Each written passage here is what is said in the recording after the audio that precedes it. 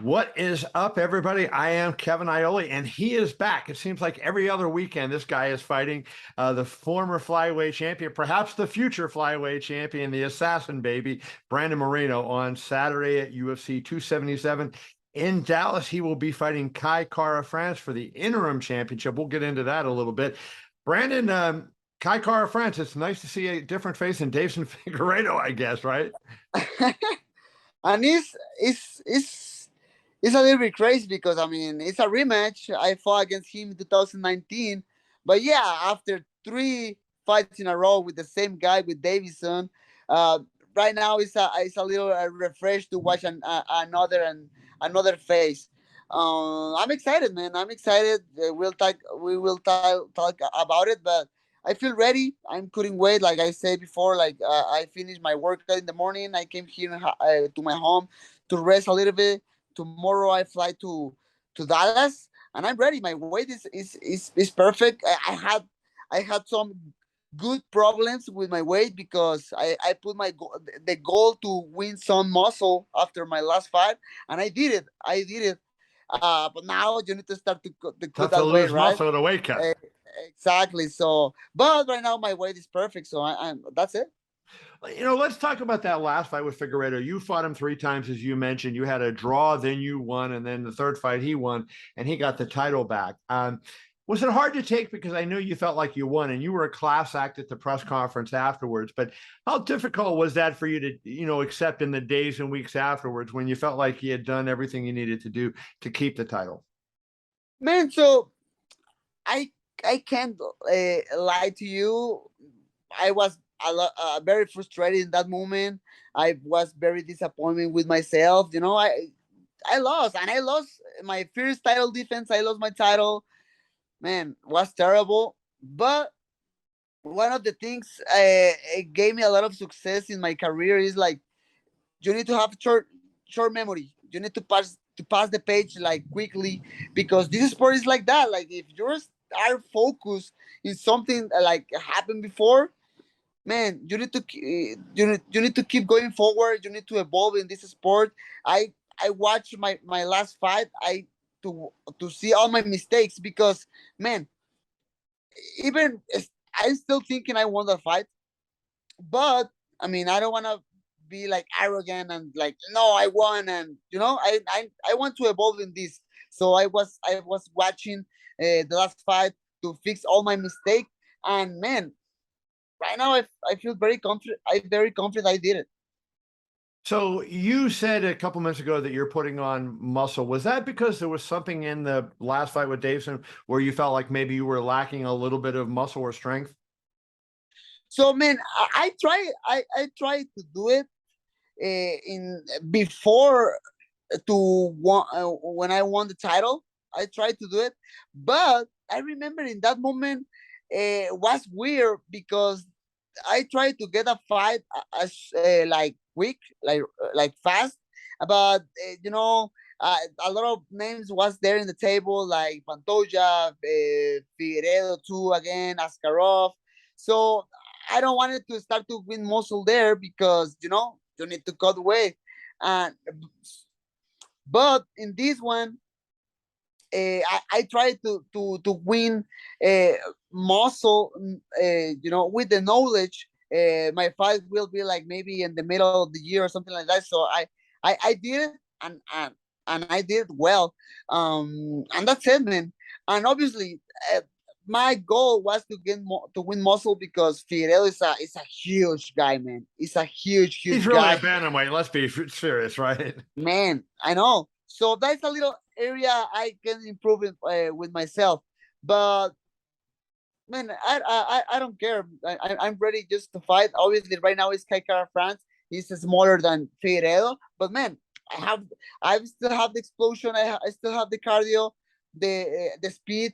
And let's see what happens in the fight. But man, right now I feel very powerful. In a way, he's similar to you because you fought, as you mentioned, it's a rematch. You fought at UFC 245. You won a decision there. And he lost 2 out of 3 starting with you. He lost 2 out of 3 fights. And then after that, he's reeled off 3 successive wins and looked very impressive. And you mentioned Askarov, and he had a really impressive victory over Askarov. What do you see different in, if anything, in Kai during his 3-fight winning streak compared to when you fought him? Yes. So I mean, we can talk about different stuff with technique and that stuff, but I mean, I think the most thing he improved is his confidence. He lost with me, then he won against Tyson Nam, but he lost again against Roybal. But after that, he looks like different against Bontorin, against Right. Corey Garbrandt, the last one against Askar. He looks very impressive, but he looks like more brave and more confidence in everything, with more confidence in the octagon, and that's very important. I think was because he now he's a father, he has a family, he lost all that stuff. When somebody depends on you on your work, give you some motivation, extra motivation, and man, I can tell you that because, man, I'm a father of three Yes. daughters, so I have the same motivation. So that's it, man. I mean, we can talk about technique, but I think the most important here is his confidence. You guys in that last fight came out there and right away started firing away. And I mean, it was a really entertaining fight. You were landing, both you guys were landing some hard shots. Do you remember anything, Brandon? Like, was he a particularly hard puncher? Was there anything that, you learned in that fight that you feel like you have to, concern yourself with going into the rematch? Man, definitely I need to take care of his right hand. He has a really nice right overhand.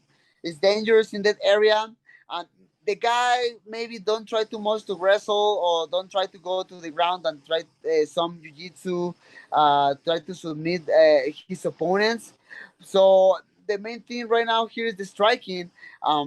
He changed very well his levels and he had the overhand.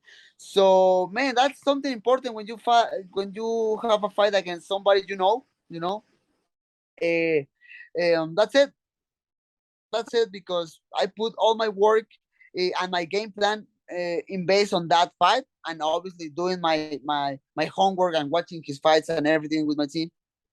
Do you feel like, you know, sometimes when you have an interim championship fight, it's tough to feel like you're the champion, right? Figueiredo won the last fight. Even whatever you think of how the scoring went, the judges gave him the decision. His hand was raised in the ring, and here you are fighting somebody else for the title, and it's only been a couple months, 6 months since he last fought.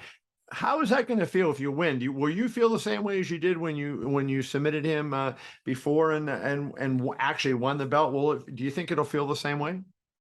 Man, you know what, Kevin? In the moment when Dana White put that belt around my body, I don't care nothing about interim or whatever. I'm the real one. I'm the real one. I'm there to fight. The other guys start to put a bunch of excuses, excuse, start to lie about me, about my personality. Then injuries. Then he wanted more money. A lot of what a mess that guy. So me, I was in every single moment I was able to fight. So that's it. In the moment when Dana White come with the belt, I'm the real one. I'm the real flyweight champion of the world. Do you feel like if you win this fight, and obviously I don't want to get too far ahead because you haven't fought this fight yet, but do you feel like you'll see him again, or do you think his days as a flyweight are over? I don't know, Kevin. Obviously, right now I'm putting a lot of focus on Kai Kara France.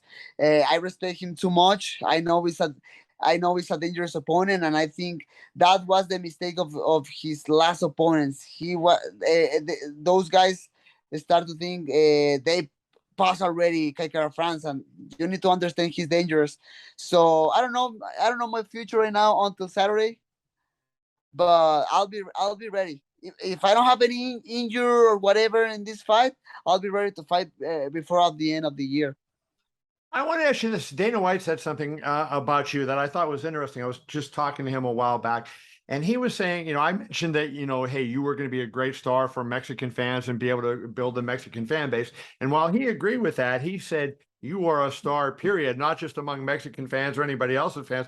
You're a star among all fans. And I wonder, do you feel like, you know, can you tell that you've grown a fan base and that, you know, you have a bigger following than you had, say, before your first fight with Figueiredo? Yeah, yeah, actually, yes. I mean, obviously, I think my fan base, the biggest one is in Mexico, and then in United States, I have a huge fan base too. But I can feel too much love from different countries. Actually, like 4 months in March, I went to London and I have a meet and greet there. A lot of people was there, very excited to know me, and man, that's awesome. Feels great. Uh, I mean, I don't know if I'm a star or not. I'm trying to don't think about it. If that happened, I love it. Thank you so much. If no, it's fine for me. I just want to be nice with the people, and that's it, man. Maybe I need to do more. I need to do more crazy stuff in social media, or I need to do more interviews. Maybe. And you're doing plenty and you're doing great. Hey, let's wrap it up with this. How do you see the fight going down? So I know you talked about you got to be aware of his right hand. Do you think you finish him? How do you see it playing out? My goal is to finish him. Last fight was decision, unanimous decision, but I think would be awesome for me, just like a challenge, a test to finish Kaikara France, right? Like, okay, the first one I was a decision. In this one, finish him like, knockout, submission, whatever, TKO, doesn't matter. I just want to finish him. Awesome. Take care of that eye, and we will see you on Yes, Saturday. sir. Brandon Moreno, UFC 277 in Dallas against Kai Kara France for the interim flyweight title. Brandon, always fun talking to you. Thank you so much, my friend. Awesome, Kevin. Have a nice day, all right? You too.